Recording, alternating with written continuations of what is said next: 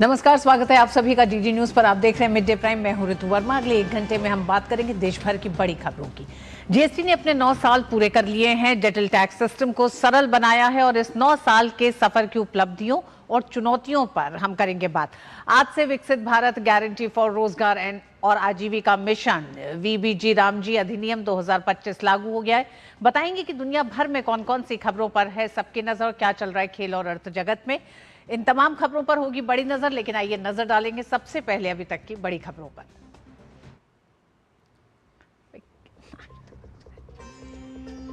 आर्थिक तेजी का नया गवाह बना जीएसटी। जून 2026 में 1.94 लाख करोड़ के पार पहुंचा संग्रह।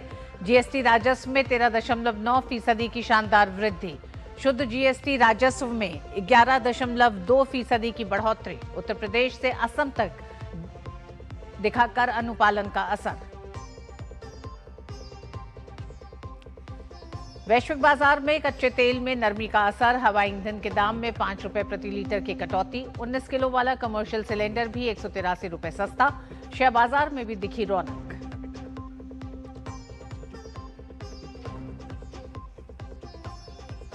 देश में विकसित भारत जी रामजी अधिनियम लागू। 100 की जगह अब साल में 125 दिन की रोजगार गारंटी। केंद्रीय मंत्री शिवराज सिंह चौहान ने बताया ऐतिहासिक दिन। कहा मोदी सरकार ग्रामीणों के रोजगार के लिए प्रतिबद्ध।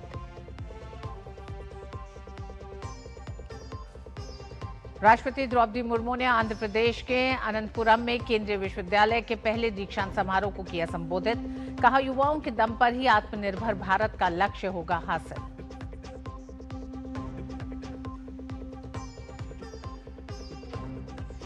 और फीफा वर्ल्ड कप के अंतिम 16 में पहुंचे मेक्सिको, फ्रांस और नॉर्वे। नॉकआउट मैच में सबसे ज्यादा गोल करने वाले खिलाड़ी बने एम्बापे। गोल्डन बूट की दौड़ में मेसी के साथ की बराबरी।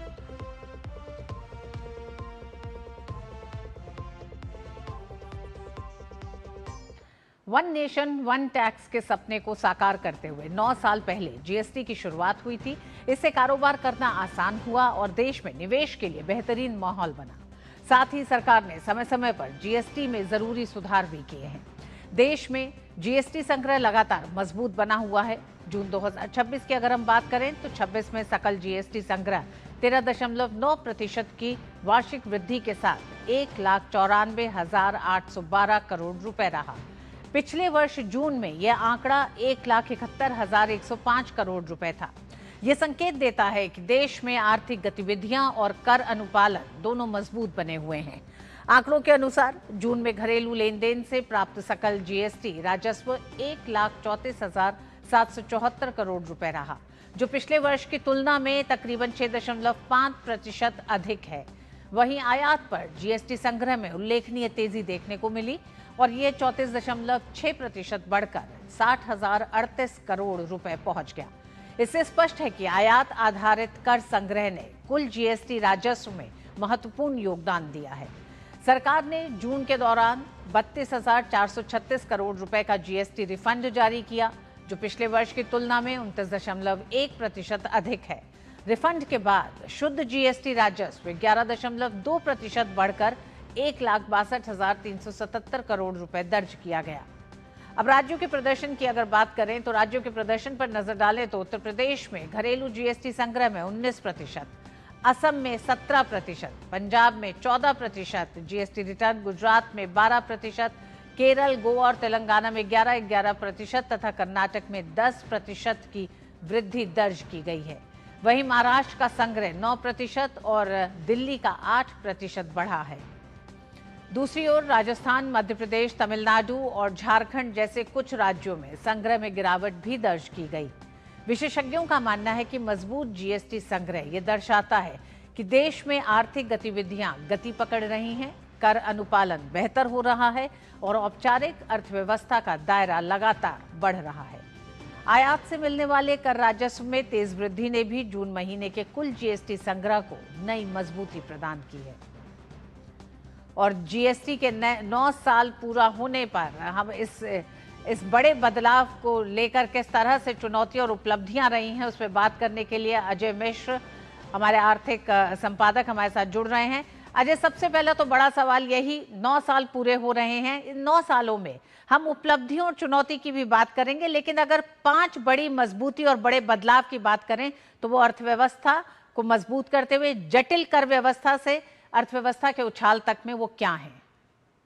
बिल्कुल सही कहा आपने। और अगर हम देखें इस बीते 9 वर्षों में इस टैक्स रिफॉर्म को, तो पहली बात यह है कि आजादी का ये सबसे बड़ा टैक्स रिफॉर्म कहा जा रहा है, क्योंकि इससे पहले हमने देखा कि 17 वर्षों तक इस पर बहस चली वैट व्यवस्था को रिप्लेस करने के लिए, लेकिन सहमति नहीं बन पाई, तब यूपीए की सरकार थी। और आपको याद होगा कि आज ही के दिन मध्य रात्रि में, रात में 12 बजे, जब प्रणब मुखर्जी साहब राष्ट्रपति थे और नरेंद्र मोदी जी ने सत्ता संभाली, तो बिल्कुल 2014 के बाद केवल 3 वर्षों में ही 2017 में इसकी शुरुआत की गई। तो एक तरह से पॉलिटिकल कंसेंसस बनाने में मदद मिली।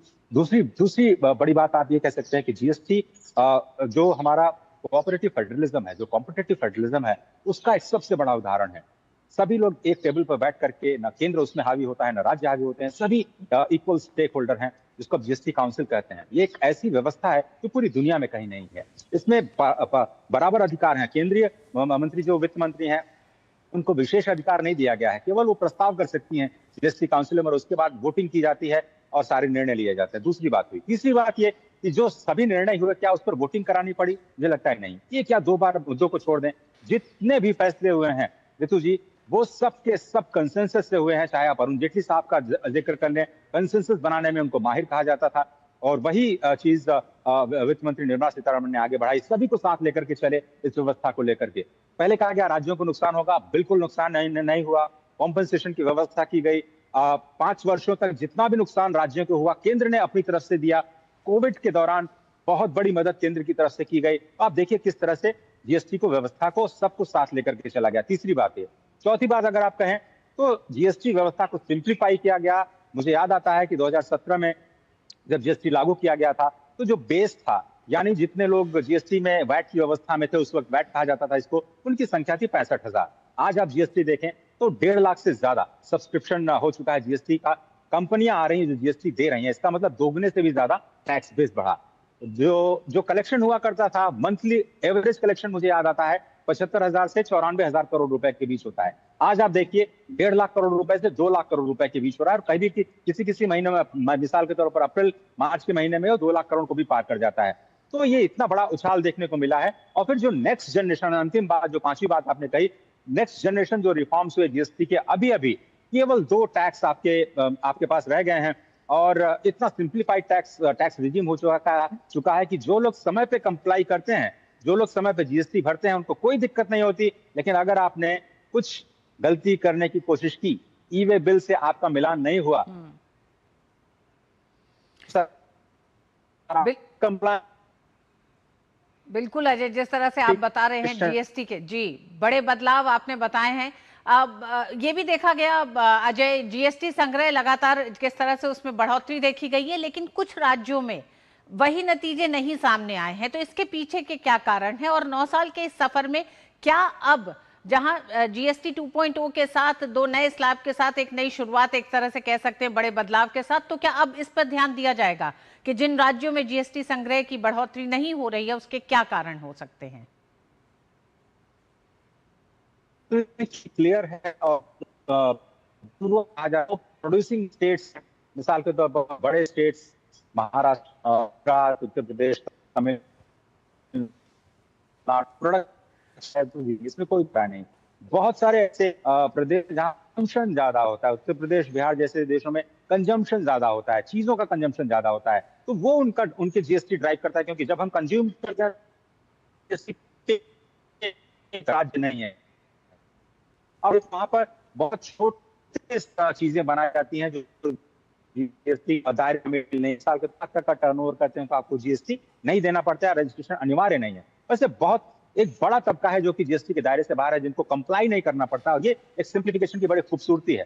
तो भारत एक बहुत खूबसूरत गुलदस्ता है, जिसमें एक राज्य प्रोड्यूस करता है, ज्यादा जीएसटी पे करता है, वो सरकार के पास जाता है, और सरकार उसको राज्य सरकारों को देती है, अलग अलग अनुपात में, जो कि फाइनेंस कमीशन तय करता है, और उसके बाद उसका फायदा आम आदमी तक पहुंचता है। ये पूरा टैक्स स्ट्रक्चर हम सभी ने संविधान में स्वीकार किया है, और इसीलिए हम टीम इंडिया की बात करते हैं। ये कोशिश की जा सकती है कि अलग अलग राज्यों में जहां पर कमी आई है, उसको थोड़ा सा बेहतर बनाया जाए। और लोगों को मदद की जाए, लेकिन हम एक कॉम्पिटेटिव फेडरलिज्म के तौर पर, एक कोऑपरेटिव फेडरलिज्म के तौर पर आगे बढ़ रहे हैं और जीएसटी रिफॉर्म इसका सबसे बड़ा उदाहरण है। और कोशिश ये की जा रही है कि हम कंप्लायंस को ज्यादा बढ़ाएं, सिंप्लीफिकेशन को ज्यादा बढ़ाएं, जिससे कि जो कलेक्शन है वो लगातार बढ़े। आप देखिए कि डायरेक्ट टैक्स कलेक्शन लगातार उसका शेयर कम हो रहा है और इनडायरेक्ट टैक्स कलेक्शन का शेयर बढ़ रहा है, और ये दिखाता है कि आपकी मैन्युफैक्चरिंग मजबूत हो रही है, आपकी सर्विसेज मजबूत हो रही है। और इनकम टैक्स का कम बोझ जितना कम होता है तो आम आदमी के लिए अच्छी खबर है, और जी हाँ, इसलिए हम बिल्कुल कहते हैं कि जीएसटी उपभोक्ताओं को व्यवस्था भी सीधा इसका बिल्कुल फायदा जीएसटी का मिला है। एक सवाल और अजय कि किस तरह से छोटे उद्योगों को फायदा मिल रहा है जीएसटी का, क्योंकि उनके लिए किस तरह से बड़े बदलाव लेके आया है, एक पारदर्शी व्यवस्था, इकोनॉमिक व्यवस्था या फिर बिजनेस मॉडल, एक इकोसिस्टम एक डेवलप हुआ है। सिंप्लीफाई किया गया है। हर महीने एक तय सीमा के भीतर अगर आपका टर्नओवर है, जैसे सर्विसेज के लिए याद आता है 20 लाख अगर सालाना टर्नओवर है तो आपको जीएसटी के दायरे में रजिस्ट्रेशन कराने की जरूरत नहीं, लेकिन आपको फिर जो इनपुट टैक्स क्रेडिट है उसका फायदा नहीं मिलता है। आप किसी क्लेम तो इसकी चीजें हैं, लेकिन सरकार ने कोशिश की है कि जो इन्वर्टेड ड्यूटी स्ट्रक्चर्स हैं उनको सिंप्लीफाई किया जाए, जो एमएसएमई है उनके लिए फॉर्म्स को सिंप्लीफिकेशन के तौर पर किया जाए, उनके लिए क्वार्टरली फॉर्म की व्यवस्था की जाए, मंथली फॉर्म पे उनको न जाना पड़े, जैसे कि लार्ज कंपनीज को जाना पड़ता है। कंप्लायंस कम किए गए हैं उनसे, और कुछ कुछ केसेस में तो साल भर में आप एक यूनिफाइड रिटर्न भरते हैं। बिल्कुल अजय, जिस तरह से आप बता रहे हैं जीएसटी ने भारत की अर्थव्यवस्था को मजबूत किया, एक भरोसे का राजस्व मॉडल को विकसित किया है। जीएसटी के 9 साल पूरे हो चुके हैं, 9 साल में बड़े बदलाव हुए और भारतीय अर्थव्यवस्था ने कई बड़ी चुनौतियां देखी जो जीएसटी के दम पर उसका सामना भी किया है। बहुत बहुत धन्यवाद अजय पूरी जानकारी के लिए। और देश में यूनिफाइड पेमेंट्स इंटरफेस यानी यूपीआई का विस्तार लगातार जारी है। जून महीने में यूपीआई के जरिए 22 अरब 72 करोड़ से अधिक लेन देन हुए, जो पिछले वर्ष की तुलना में 23% अधिक है। इस दौरान लेन देन का कुल मूल्य भी 20% बढ़कर लगभग 28,92,000 करोड़ रुपए पहुंच गया। National payments corporation of India के आंकड़ों के अनुसार जून में हर दिन औसतन 75 करोड़ 70 लाख से अधिक यूपीआई लेन देन हुए, जबकि प्रतिदिन औसतन 96,405 करोड़ रुपए का लेन देन दर्ज किया गया। यूपीआई की शुरुआत 10 वर्ष पहले डिजिटल भुगतान को आसान बनाने के उद्देश्य से हुई थी। वित्त वर्ष 2016-17 में जहां यूपीआई के जरिए केवल 2 करोड़ लेन देन हुए थे, वहीं वित्त वर्ष 2025-26 में ये संख्या बढ़कर 24,162 करोड़ से अधिक हो गई है। भारत का यूपीआई अब UAE, Singapore, France, Mauritius, Sri Lanka और ग्रीस समेत 8 से अधिक देशों में उपलब्ध है। हाल ही में अमेरिका में भी सार्वजनिक भुगतान प्रणाली पर चर्चा के दौरान भारतीय यूपीआई मॉडल का उदाहरण दिया गया, जिसे डिजिटल भुगतान के क्षेत्र में भारत की बढ़ती वैश्विक स्वीकार्यता का संकेत माना जा रहा है।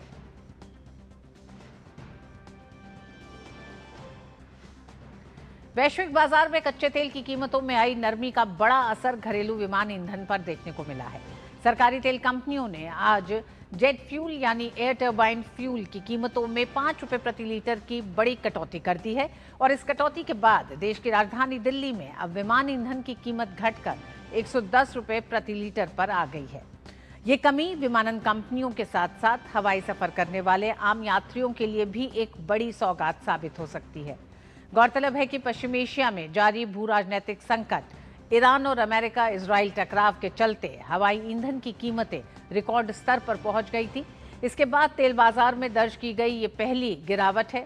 हालांकि ईरान और अमेरिका के बीच भीषण संघर्ष के बाद हाल ही में टकराव रोकने का एक समझौता जरूर बना था।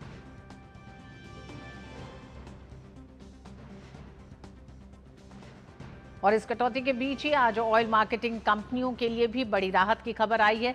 सरकार ने 19 किलो वाले कमर्शियल एलपीजी सिलेंडर की कीमतों में 183 रुपए 50 पैसे की कटौती की है। कंपनियों के इस फैसले से रेस्टोरेंट, ढाबा, होटल, खाने पीने के कारोबार से जुड़े लोगों को बड़ी राहत मिलेगी। कमर्शियल एलपीजी सिलेंडर की नई कीमतें आज लागू हो गई हैं। इंडियन ऑयल के नए रेट के अनुसार 19 किलो वाले कमर्शियल सिलेंडर की कीमत 183 रुपए 50 पैसे घटकर अब 2,930 रुपए हो गई है, जो पहले 3,113 रुपए 50 पैसे थी।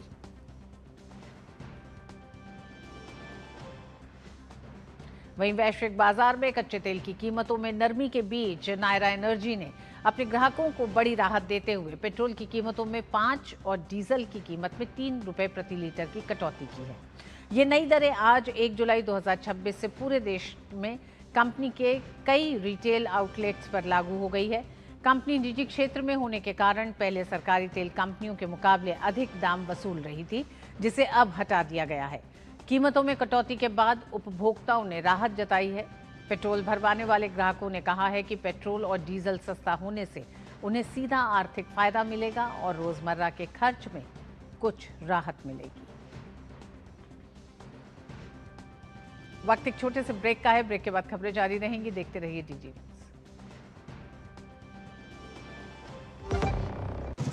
ओ हरी भैया, अरे वाह, खेतों में कौन सी फसल लगाए हो? 12 महीने कमा कर दे ऐसी फसल। क्या? मैंने नया व्यवसाय शुरू किया है। उसके लिए पैसे? इसमें किसी निवेश की जरूरत ही नहीं। अच्छा, मुखिया जी। अरे मुखिया जी, नमस्ते। अरे हरी, कब आ रहे हो? आप बस चलिए, मैं पहुंचता हूं। अब मैं LIC एजेंट हूं। LIC एजेंट बनो, अब बड़ा सोचो। हमारी वेबसाइट पर जाएं या अपनी नजदीकी LIC शाखा से संपर्क करें। मोदी सरकार का कहना है कि विकसित भारत जी राम जी अधिनियम आज विकसित भारत के संकल्प को पूरा करने में बड़ी भूमिका निभाएगा।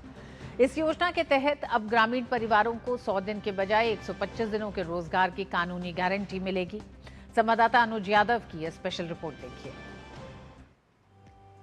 1 जुलाई 2026 से देश भर के ग्रामीण क्षेत्रों में विकसित भारत जी राम जी योजना लागू होने जा रही है। इसके लागू होने के साथ ही मनरेगा कानून 2005 की जगह नया VB जी राम जी एक्ट 2025 प्रभावी होगा। यह योजना ग्रामीण रोजगार को विकास और आजीविका से जोड़ने की दिशा में बड़ा बदलाव है। नई व्यवस्था के तहत प्रत्येक पात्र ग्रामीण परिवार को अब एक वित्तीय वर्ष में 125 दिनों के रोजगार की कानूनी गारंटी मिलेगी। मजदूरी सीधे लाभार्थियों के बैंक खातों में भेजी जाएगी। वर्ष 2026-27 में 95,692 करोड़ रुपए का अब तक का सबसे बड़ा बजटीय आवंटन किया है। सरकार के अनुसार इससे देश की करीब 2,80,000 ग्राम पंचायतों में विकास कार्यों को गति मिलेगी। राज्यों और केंद्र शासित प्रदेशों को इंटरिम एलोकेशन का प्रस्ताव किया और वो एलोकेशन कुल मिला के है 95,692 करोड़ का। अब ये केवल केंद्र का हिस्सा है। राज्य इसमें अपना 40% मिलाएंगे तो कुल मिला के हो जाएगा 1,51,682 करोड़ के आसपास। इतनी विशाल धनराशि गांव के विकास के लिए और मजदूर भाई और बहनों को रोजगार देने के लिए उपलब्ध है। हमने राज्यों से ये कहा है कि इस योजना को लागू करने की सभी आवश्यक प्रक्रिया पूरी कर ली जाए। इस योजना के अंतर्गत अब ग्रामीण भारत के लिए, गांव के लिए 2,80,000 पंचायतों के पास एक साल में 1,51,682 करोड़ रुपया खर्च करने के लिए हैं।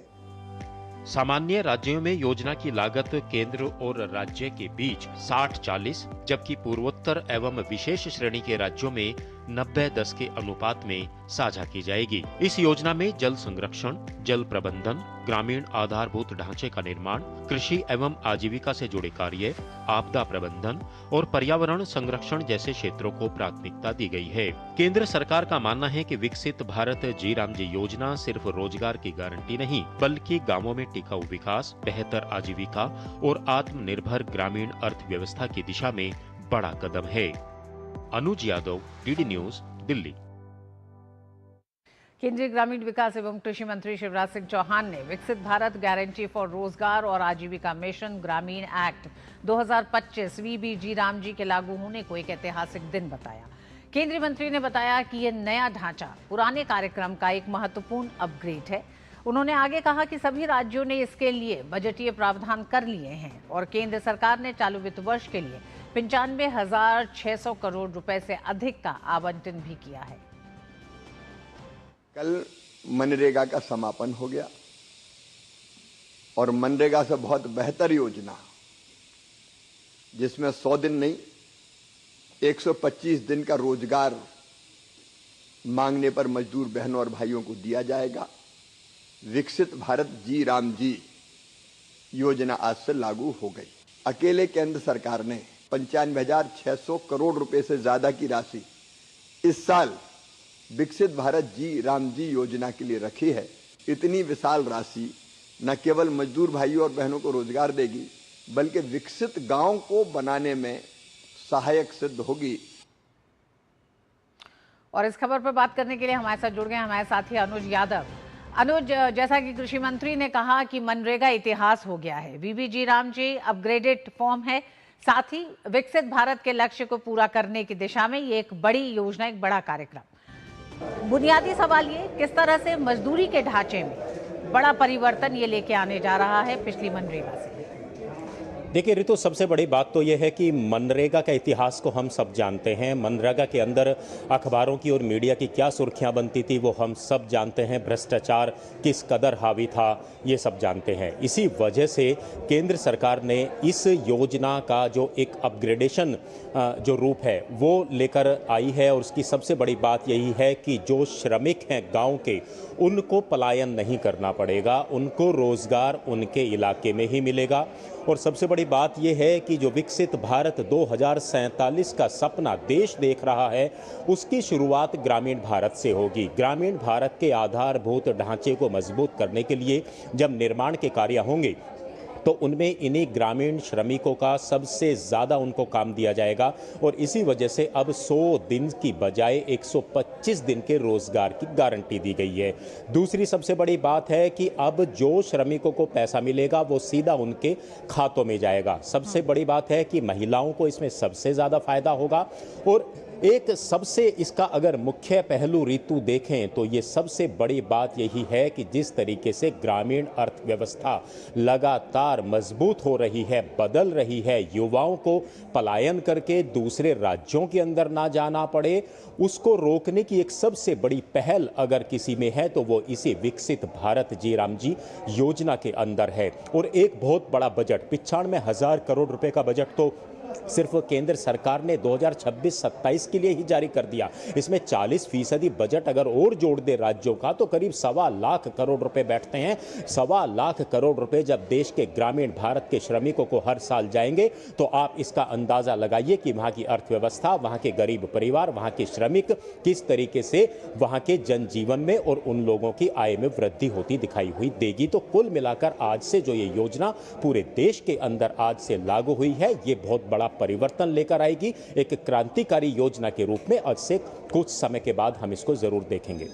अनुज, एक बड़े तौर पर यह माना जाता है और मनरेगा के दौरान भी ये देखा गया था कि किसी भी इस तरह की योजना पर अगर देश की जनता की निर्भरता है तो इसको क्या प्रगति मानी जाएगी। इस स्तर पे अगर हम देखें तो किस तरह से अब बीबीजी राम जी का उद्देश्य सिर्फ मजदूरी देना, न्यूनतम मजदूरी तय करना, रोजगार उपलब्ध कराना नहीं और गांव की तस्वीर को बदलना, या फिर ग्रामीण अर्थव्यवस्था में किस तरह से मजबूती आने जा रही है और गांव के लोगों को जो बड़ी चुनौतियां आती हैं, चाहे वो आपदा से जुड़ी हुई हो, चाहे बुनियादी ढांचे के विकास से जुड़ी हुई हो, तो उसमें किस तरह से बड़ा परिवर्तन ये योजना लेके आने वाली है। देखिए, सबसे बड़े परिवर्तन की अगर ऋतु हम बात करें, देखिए जब भी कोई निर्माण कार्य होते हैं, चाहे वो जल जीवन मिशन के तहत पानी की टंकी का निर्माण है, सड़कों का निर्माण है, सामुदायिक केंद्रों का, स्वास्थ्य केंद्रों का निर्माण है, इसमें श्रमिकों का सबसे ज़्यादा उपयोग होता है।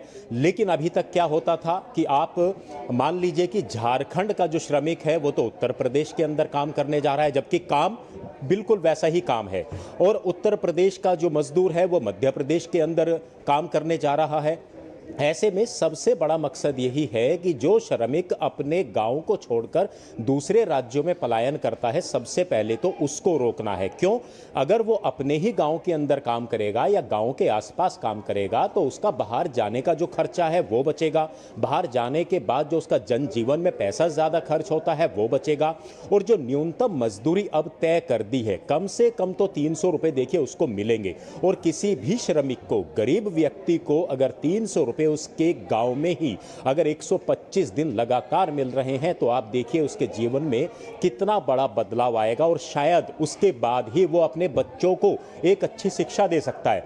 क्योंकि अब शिक्षा के लिए उसको अपने बच्चों को दूसरे राज्यों में नहीं ले जाना पड़ेगा। तो कुल मिलाकर जो ये एक ढांचा बनाया गया है विकसित भारत जी राम जी योजना का मनरेगा के अलग, उसका सबसे बड़ा कारण यही है कि श्रमिकों को पैसा उनके खातों में मिले, बिचौलियां इससे बाहर हो जाएं। क्योंकि इससे पहले तो जो खबरें आती थी वो जो सरपंच होते थे, प्रधान होते थे, वो ही या तो पैसा खा जाते थे या कमीशन लेते थे या अपने जो खास लोग हैं उनको ही काम देते थे। इस तरह की खबरें आती थी और ये मीडिया रिपोर्ट्स हैं जो अगर हम देखें जो मनरेगा का ऑडिट हुआ था उसमें भी ये सारी खबरें आई थी। इन सब दुश्वारियों को दूर करना, भ्रष्टाचार को दूर करना, जो इसका हकदार है उसको पैसा देना, ग्रामीण अर्थव्यवस्था को मजबूत करना, ये एक सबसे बड़ा मकसद विकसित भारत जी राम जी योजना का ऋतु है। जी अनुज, अंत में आपसे ये जानना चाहेंगे, जहां हमने बात की कि रोजगार के दिनों में बढ़ोतरी हुई है, वहीं एक तरह से फंड के आवंटन के फॉर्मूले में भी बदलाव किया गया है, तो किस तरह से नॉर्थ ईस्ट के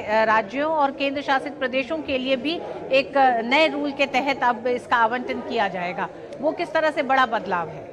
देखिए, अगर हम उत्तर भारत की बात करें तो वहाँ 60 और 40 का रेशियो है। 60% पैसा केंद्र देगा, 40% पैसा राज्यों को देना होगा। लेकिन अगर हम पूर्वोत्तर भारत की बात करें तो वहाँ पर 90 और 10 का रेशियो है। 90% पैसा केंद्र सरकार देगी और 10% पैसा वहाँ की राज्य सरकार देगी। अब इसके पीछे देखिए सबसे बड़ा कारण क्या है। इसके पीछे सबसे बड़ा कारण है कि केंद्र सरकार राज्यों को तो पैसा दे रहा है, लेकिन राज्यों को उनकी भी हिस्सेदारी होनी चाहिए, उनकी भी जवाबदेही होनी चाहिए।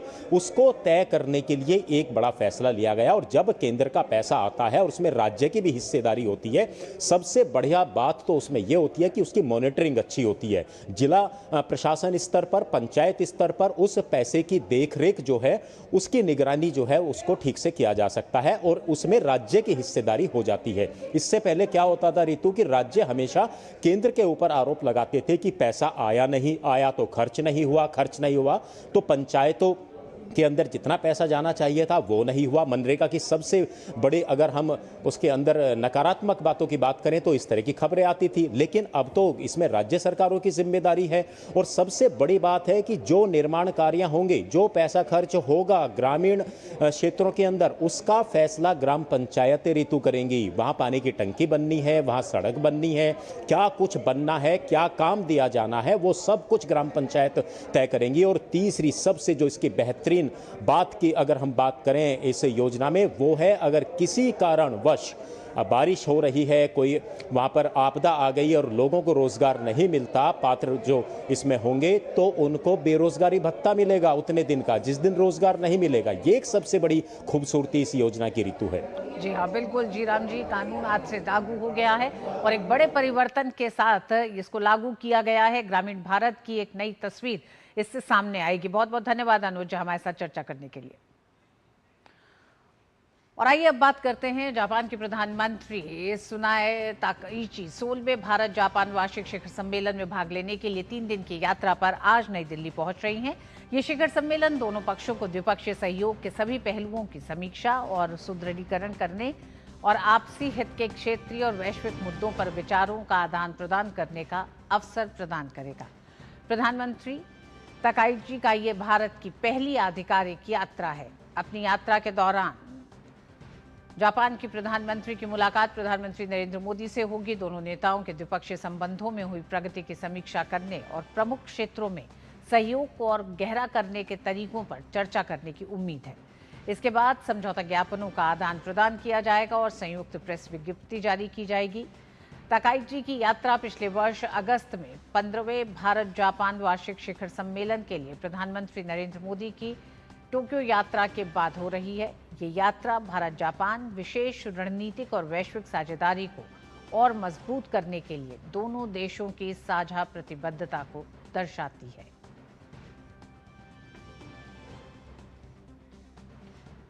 और आइए समझते हैं कि भारत जापान शिखर सम्मेलन दोनों देशों के लिए कितना महत्वपूर्ण है। दरअसल ये समिट सबसे महत्वपूर्ण वार्षिक उच्च स्तरीय बैठक है।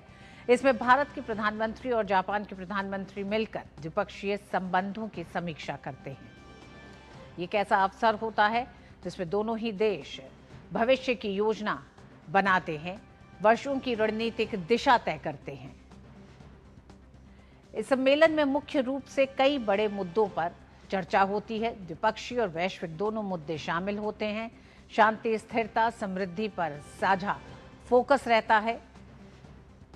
इनमें आर्थिक सहयोग सबसे अहम रहता है, जैसे निवेश बढ़ाना, व्यापार को आसान बनाना और नई तकनीकों में साझेदारी करना।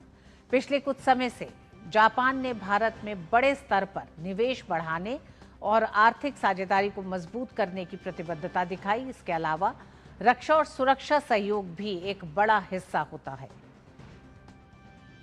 दोनों देश इंडो पैसिफिक क्षेत्र में स्थिरता और शांति बनाए रखने के लिए मिलकर काम करते हैं। क्वाड जैसे बहुपक्षीय मंचों में भी भारत और जापान एक साथ जुड़े हुए हैं। आजकल लगभग सभी शिखर सम्मेलनों में सेमीकंडक्टर, एआई और हाईटेक मैन्युफैक्चरिंग जैसे क्षेत्रों पर खास ध्यान दिया जा रहा है, ताकि चीन पर निर्भरता कम करके सप्लाई चेन को मजबूत किया जा सके। कुल मिलाकर ये शिखर सम्मेलन सिर्फ कूटनीतिक बैठक नहीं है, बल्कि भारत और जापान के बीच व्यापार, सुरक्षा, तकनीक और वैश्विक रणनीति को जोड़ने वाला एक बड़ा मंच है।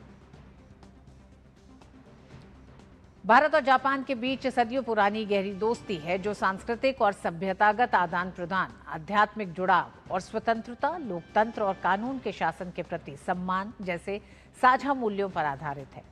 भारत और जापान द्विपक्षीय संबंधों को 2014 में विशेष रणनीतिक और वैश्विक साझेदारी का दर्जा दिया था दोनों ही देशों ने। जैसे जैसे दोनों देश 2027 में राजनयिक संबंधों की स्थापना की 75वीं वर्षगांठ के करीब पहुंच रहे हैं, कई क्षेत्रों में सहयोग लगातार और गहरा होता जा रहा है। इनमें व्यापार और निवेश, आर्थिक सुरक्षा और रक्षा है, विज्ञान और प्रौद्योगिकी है, संस्कृति और लोगों के बीच आपसी संबंध शामिल हैं। भारत जापान व्यापक आर्थिक साझेदारी समझौता 1 अगस्त 2011 को लागू हुआ था। 2025-26 में द्विपक्षीय व्यापार 27 अरब डॉलर से अधिक हो गया। जापान भारत में 5वां सबसे बड़ा निवेशक है, जिसने अप्रैल 2000 से मार्च 2026 के बीच में तकरीबन 48.17 अरब डॉलर का निवेश किया है। सांस्कृतिक सहयोग भी मजबूत बना हुआ है। भारत का जापान के साथ, जापान के लोग योग समेत भारतीय संस्कृति में गहरी रुचि रखते हैं और बौद्ध धर्म और सांस्कृतिक प्रतीकों के माध्यम से जुड़ाव महसूस करते हैं। हमारे साथ और आइए सीधे अभी आपको लिए चलते हैं बीजेपी मुख्यालय, जहां संबित पात्रा इस समय प्रेस कॉन्फ्रेंस को संबोधित कर रहे हैं। तेलंगाना में अनेक बैठक, अनेक विवेचना करने के पश्चात उन्होंने बयान दिया कि 2028 के चुनाव में भारतीय जनता पार्टी की बम्पर जीत हो। रेवंत रेड्डी जी ने एक जनसभा को संबोधित करते हुए जिन शब्दों का प्रयोग किया, वह न केवल आपत्तिजनक है, न केवल निंदनीय है, वो रेवंत रेड्डी जी के अहंकार को दर्शाता है, कांग्रेस पार्टी के कल्चर को दर्शाता है और एक परिवार की गुलामी के प्रति किस प्रकार कांग्रेस पार्टी बद्ध है, किस प्रकार कांग्रेस पार्टी एक परिवार से ही संबंध रखती है, बाकी किसी को वो कुछ नहीं मानती, इसको दर्शाता है। मेरे पास पूरा भाषण का प्रति है जो रेवंत रेड्डी जी ने कहा। रेवंत रेड्डी जी ने कहा, recently a guy came here, Nabeen or whatever, I really don't know who he is, what his name is. कोई आया था रिसेंटली तेलंगाना में, क्या उसका नाम है नबीन या कुछ है, मैं नहीं जानता हूं वो कौन है और मैं उसका नाम भी नहीं जानता हूं। मगर उन्होंने जो कहा कि 2028 में तेलंगाना में भारतीय जनता पार्टी की सरकार बनेगी, मैं उसे क्रश कर दूंगा, मैं भारतीय जनता पार्टी को क्रश कर दूंगा। हम ममता बनर्जी नहीं है कि ममता बनर्जी का जो हाल हुआ है वो हाल तेलंगाना में नहीं होगा, यह रेवंत रेड्डी जी ने कहा है। पहला विषय, रेवंत रेड्डी जी, आप भारत के एक राज्य के मुख्यमंत्री हैं, भारत के एक जाने माने पॉलिटिकल पार्टी कांग्रेस के कार्यकर्ता हैं और वहां से आप मनोनीत मुख्यमंत्री हैं। भारत के सबसे बड़े political party Bharatiya Janata party के अध्यक्ष कौन है अगर इतना भी आप नहीं जानते हैं तो मुझे लगता है आप एक फिट पॉलिटिकल वर्कर नहीं है। एक राजनीतिज्ञ जो यह भी नहीं जानता कि आपके विपक्ष के दल में कौन उसका राष्ट्रीय अध्यक्ष है, वह किस प्रकार से एक कार्यकर्ता हो सकता है राजनीति का? Mr. Revant Reddy, you are not fit to be a student of the political science of India if you don't know the name of the national president of the biggest political party of India, that is Shri Nitin Nabin ji. दूसरा विषय, हो सकता है वो नाम जानते हैं मगर ताच्छल्य कर रहे हैं, मजाक कर रहे हो, वो कोई नबीन है, मैं नाम नहीं जानता। यह मजाक करने की आदत बहुत बुरी होती है, बहुत भारी भी पड़ता है। आप याद करिए, जिन जिन लोगों ने इस प्रकार का मजाक किया है उनका हश्र किया हुआ है। ममता बनर्जी ने ऐसी ही मजाक की थी अमित शाह जी के साथ। ममता बनर्जी के लेफ्टिनेंट्स ने, डेरेक ओब्राय ने, मुझे याद है, इसी प्रकार से मजाक किया था और कहा था नरेंद्र मोदी को बोलो रिजाइन कर देगा 4 तारीख को। क्या हुआ हश्र? आज उनकी पार्टी किस कगार पे खड़ी है? नरेंद्र मोदी जी हमारे देश के प्रधानमंत्री हैं, उनको इस प्रकार से संबोधित किया था, नरेंद्र मोदी को बोलो रिजाइन करेगा। क्या हश्र हुआ? हिंदुस्तान अहंकार नहीं सहता है, ईश्वर अहंकार नहीं सहते। नितिन नवीन जी 5 बार के विधायक और मंत्री रहे हैं। जमीन से जुड़ा हुआ नेता, जमीनी नेता आज राष्ट्रीय अध्यक्ष बना है। यह भारतीय जनता पार्टी में संभव है। दरी बिछाने वाला नेता, पोस्टर लगाने वाला नेता राष्ट्रीय अध्यक्ष बन सकता है। आपके जैसे नहीं रेवंत रेड्डी जी कि आपके यहाँ राष्ट्रीय अध्यक्ष और आपके यहाँ प्रधानमंत्री अवतरित होते हैं या जो अवतारी होते हैं उनके कहने पर ही बनाए जाते हैं। राहुल गांधी जब ये पालने में थे तब जाके आपके लोग उनके पांव छूते थे और कहते थे ये आ गए भविष्य के प्रधानमंत्री, ये आ गए भविष्य के भारत के भाग्य विधाता, ये आ गए हमारे भविष्य के अध्यक्ष, यही हमारे सर्वे सर्वा है। इस प्रकार की मानसिकता भारतीय जनता पार्टी में नहीं है, तो ये अहंकार ठीक नहीं। दूसरी बात, मुझे तो आश्चर्य हो रहा है, ये तो अपने आप को इंडी वाले कहते थे। अभी कुछ दिन पहले तो ममता बनर्जी जाके सोनिया गांधी और ममता बनर्जी जी ऐसे गले मिल रही थी जैसे कुंभ के मेले में बिछुड़ी बहन है और अभी मिली है, इस प्रकार से गले मिला था। और अभी रेवंत रेड्डी जी बोल रही है हम ममता बनर्जी नहीं है, हम ऐसे ममता बनर्जी नहीं है कि यू कैन ट्रिक अस।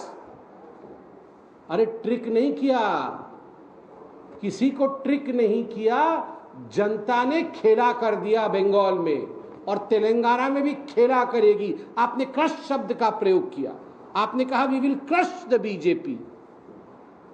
ममता बनर्जी भी वहां जनता को क्रश कर रही थी। ममता बनर्जी वहां ये शब्द crush crush crush, Abhishek Banerjee भी क्रश कर रहा था।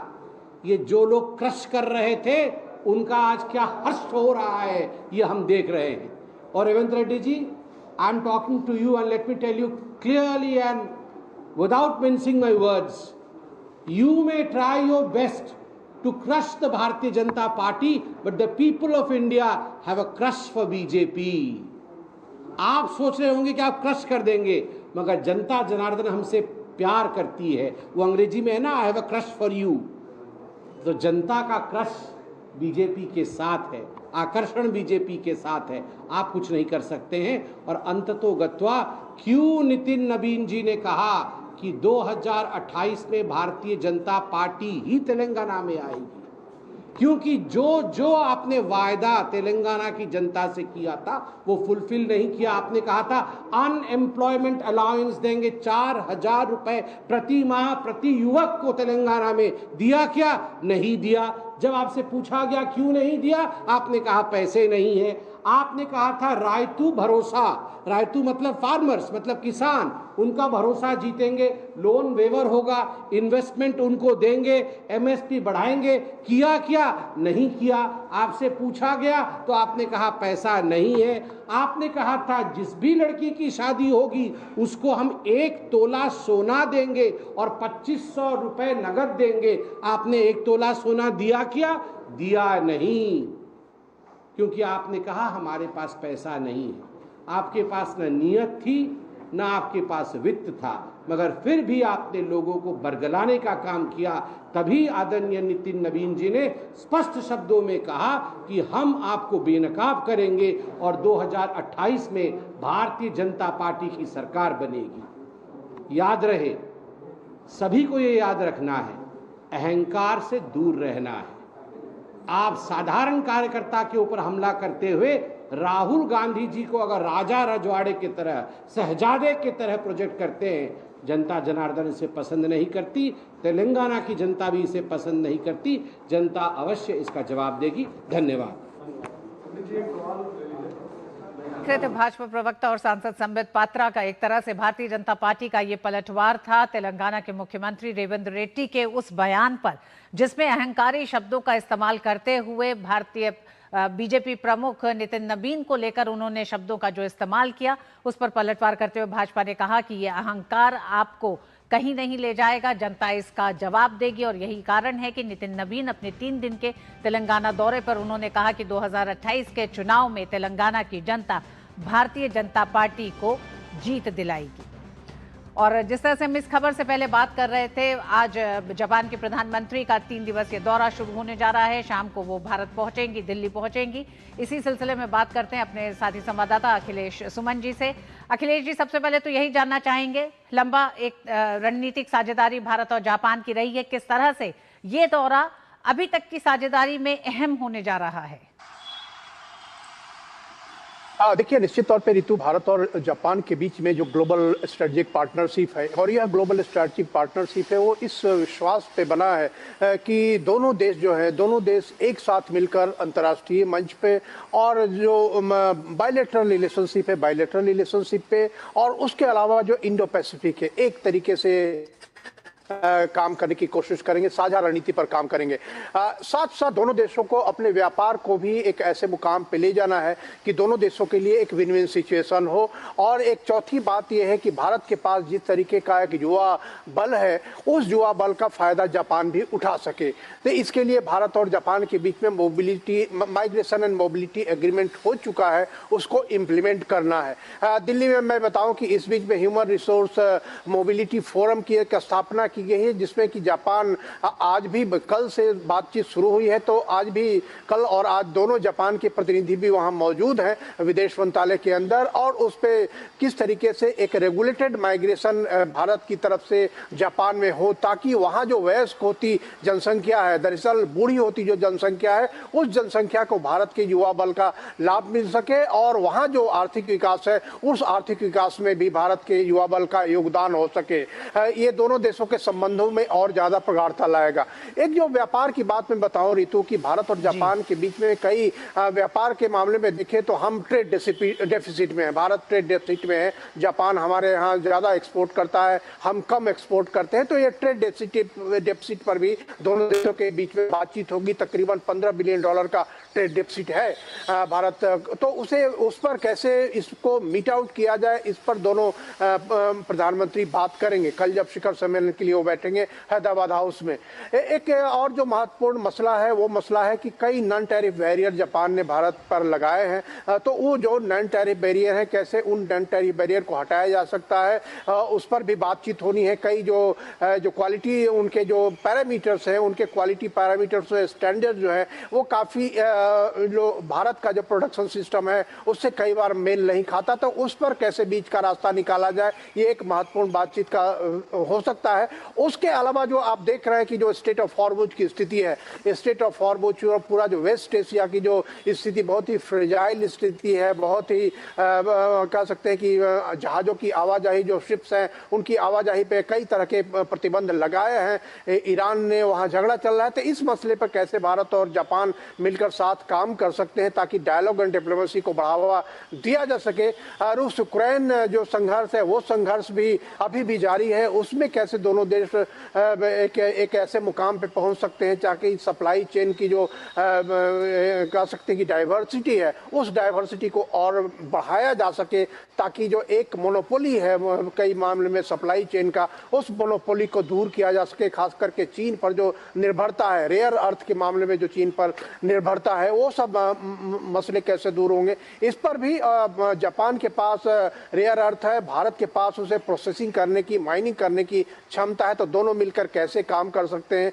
उसके अलावा जो स्टोरिंग कैपेसिटी है, जो रिन्यूएबल एनर्जी की, जो सोलर एनर्जी की, उस स्टोरिंग कैपेसिटी को कैसे बनाया जा सकता है। जापान के पास वो तकनीक है जो स्टोरिंग कैपेसिटी को बना सकता है, वो उसके पास है। वो तो सोलर एनर्जी हम मान लो लेते हैं और वो सोलर एनर्जी को कैसे हम स्टोर कर सकते हैं ताकि वो बिजली की तरह उपयोग हो सके, न कि वो पूरी तरह पेरिसेबल मटेरियल में खत्म हो जाए। तो ये सारी स्थितियां हैं जो कि भारत और जापान के प्रधानमंत्री जब कल मिलेंगे उस पर बात करेंगे। ऋतु जी, अखिलेश, अंत में बस एक सवाल, द्विपक्षीय वार्ता होगी, द्विपक्षीय संबंध मजबूत रहे हैं, कई वैश्विक मोर्चों पर और वैश्विक मंचों पर भी भारत और जापान एक साथ हैं, तो वैश्विक चुनौतियों के समाधान ढूंढने में भी, ऐसे में जब स्थानीय मुद्राओं को लेकर आपसी व्यापार को बढ़ाने की बातचीत हो रही है, जिसे लेकर 2025 में एक सहमति भी बनी थी, क्या इस यात्रा में इस दिशा में कुछ मजबूत सामने आ सकता है दोनों देशों की तरफ से?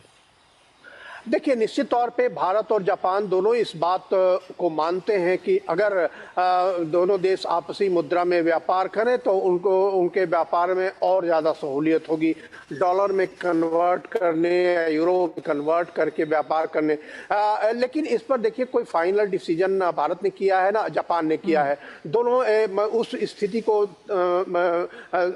तलाश कर रहे हैं कि कैसे इसको मीट आउट किया जाए कि डॉलर की कमी है, भारत के अंदर डॉलर की कमी है, जापान भी चाहता है कि डॉलर के बजाय जो स्थानीय मुद्राओं में व्यापार हो सके तो किया जाना चाहिए। तो एक अंतर्राष्ट्रीय व्यवस्था का एक की स्थिति होती है, उसके हिसाब से दोनों देश काम करेंगे। लेकिन निश्चित तौर पे मुझे लगता है कि जब एक इंपोर्ट एक्सपोर्ट की पैरिटी हो जाएगी, जब ये जो डेफिसिट है हमारा एक्सपोर्ट डेफिसिट जापान के साथ, वो डेफिसिट जब पूरा होने की स्थिति में होंगे तो निश्चित तौर पर जो लोकल करेंसी में व्यापार को और ज़्यादा मजबूती मिलेगी, क्योंकि जापान अभी तक निश्चित तौर पे हमारे इंफ्रास्ट्रक्चर क्षेत्र में बहुत तरह के जो करते रहा है, मदद सहयोग करता रहा है, काफी कम शर्तों पे, काफी कम ब्याज पे ऋण भी हमें देता रहा है। लेकिन कुछ अन्य एरिया हैं जैसे डिफेंस कोऑपरेशन में हम टेक्नोलॉजी ट्रांसफर की बात करते हैं, लोकलाइजेशन की बात करते हैं, सारी चीजें जब होंगी तो उस दिशा में बढ़ेंगे, जबकि लोकल करेंसी हमारे एक दूसरे की करेंसी में हम व्यापार को और ज्यादा बढ़ा सकते हैं। जी, बहुत बहुत धन्यवाद अखिलेश जी इस खबर पर विस्तार से बताने के लिए। जापान के प्रधानमंत्री आज भारत 3 दिवसीय दौरे के लिए पहुंचेंगे, जहां भारत और जापान शिखर सम्मेलन में शामिल होंगे। बहुत बहुत धन्यवाद अखिलेश जी। और आइए बात अब खेल की करते हैं और अब खबरें फुटबॉल विश्व कप से जुड़ी हुई।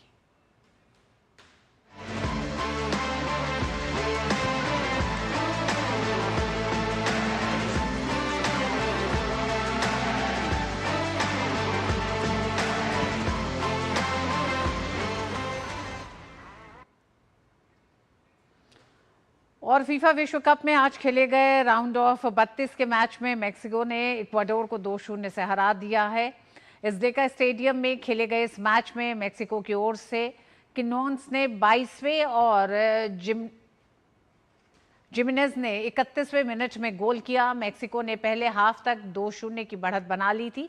ये पहला मौका रहा जब मेक्सिको ने विश्व कप के किसी मैच में हाफ टाइम तक 2-0 की बढ़त हासिल की। मेक्सिको ने अब राउंड ऑफ 16 में जगह बना ली है, जहां उसका सामना इंग्लैंड और कॉन्गो के मैच की विजेता से होगा।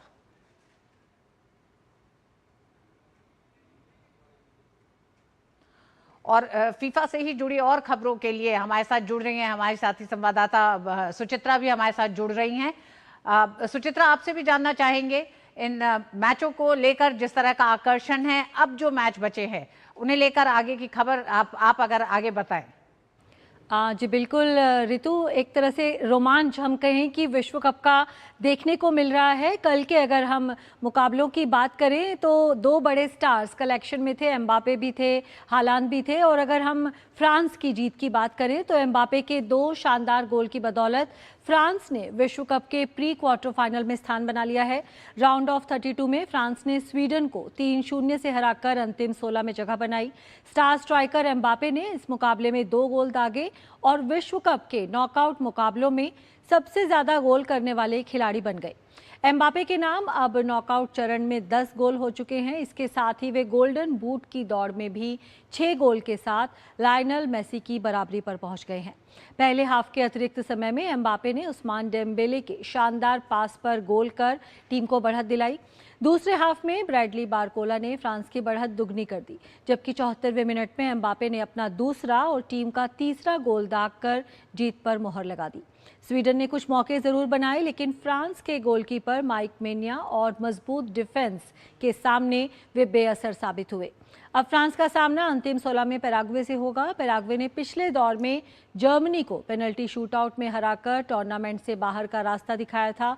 ऐसे में फ्रांस की नजरें अब क्वार्टर फाइनल का टिकट हासिल करने पर टिकी रहेंगी।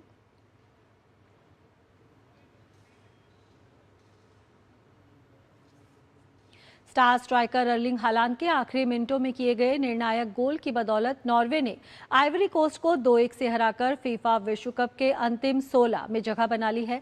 डलास में खेले गए मुकाबले में नॉर्वे ने 39वें मिनट में एंटोनियो नूसा के शानदार गोल से बढ़त बनाई।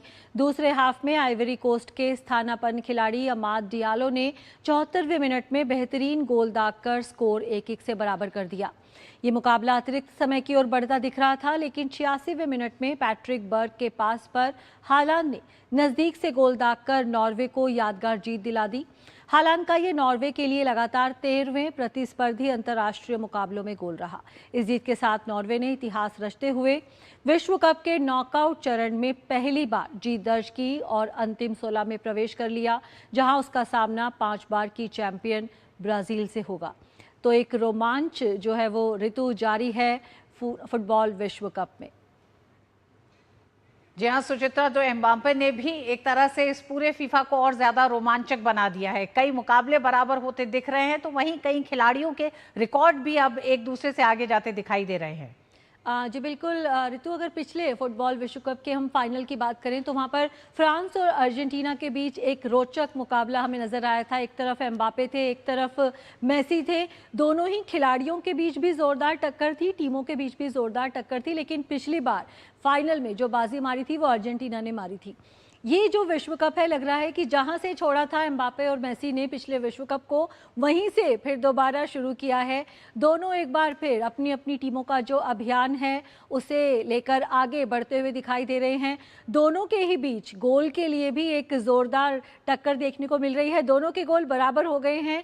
इस विश्व कप में भी जो गोल्डन बूट है उसकी दावेदारी में सबसे आगे दिख रहे हैं ये दोनों ही खिलाड़ी। और तो वैसे तो फुटबॉल जो है एक टीम गेम है, लेकिन जो बड़े बड़े सितारे हैं, चाहे क्लब लेवल पर यूरोपियन फुटबॉल में जितना मर्जी वो नाम कमा ले, लेकिन जो एक विश्व कप की ट्रॉफी है, जब तक उनके पास नहीं आती है उनका करियर कहीं ना कहीं अधूरा रह जाता है।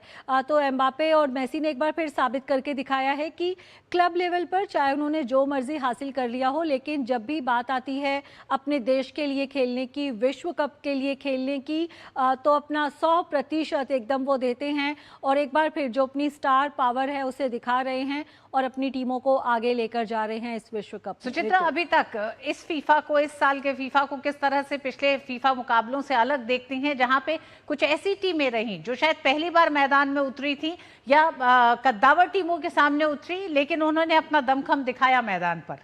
जी बिल्कुल ऋतु, ये जो विश्व कप है पिछले सभी विश्व कप के मुकाबले काफ़ी अलग एक टूर्नामेंट साबित हुआ है। एक तो पहली बार जो 48 टीमें हिस्सा ले रही थी, ज़्यादा से ज़्यादा टीमों को शामिल करने की कोशिश की यहाँ फीफा ने, और वही हमें परिणाम भी देखने को मिला है कि जब आप ज़्यादा टीमों को मौका देते हैं तो ज़्यादा उलटफेर भी देखने को आते हैं। केप वर्डे की अगर बात करें, जिस तरह से स्पेन को उसने गोललेस ड्रॉ पर रोक लिया था और सबको चौंका दिया है नॉकआउट में जगह बनाकर, और ख़ासतौर से अफ्रीकन जो टीम्स हैं उनका प्रदर्शन बेहद शानदार रहा है इस वर्ल्ड कप में। तो कई टीमें हैं जिन्होंने चौंकाने वाले प्रदर्शन किए हैं और अभी भी कई मुकाबले बचे हुए हैं, तो यही उम्मीद रखनी चाहिए कि उलटफेर का जो ये दौर है वो यूं ही जारी रहेगा। हाँ बिल्कुल, फीफा का रोमांच बरकरार है। बहुत बहुत धन्यवाद सुचित्रा पूरी जानकारी के लिए। और मिड डे प्राइम में आज बस इतना ही। मुझे दीजिए अनुमति। नमस्कार।